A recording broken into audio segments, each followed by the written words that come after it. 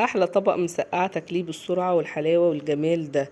طبق مسقعه تحفه، مكوناته سهله، مكوناته بسيطه. معانا بتنجان رشين عليه حبه من الملح، طلعنا كل العصاره اللي فيه زي ما انت شايفه بالشكل ده، علشان تخليه كريسبي ما يشربش زيت منك كتير. في تكه حلوه لازم تعمليها قبل ما تقلي البتنجان. هتحط عليه معلقتين من النشا، هتقلبيهم كويس جدا قبل ما تنزليه في الزيت علشان يبقى ناشف معاكي، مش هيشرب زيت معاكي كتير. هتجيبي بقى معلقه من الثوم المفروم، هتصفريهم تصفيره بسيطه كده، وبعدين تنزلي عليهم عصير الطماطم.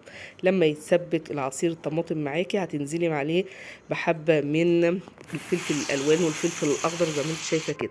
يتسبك هتزوديه معلقتين من الميه او كوبايه من الميه حسب كميه البتنجان اللي عندك. هتنزلي البتنجان اللي انت عملتيه، وبألف هنا وشفا.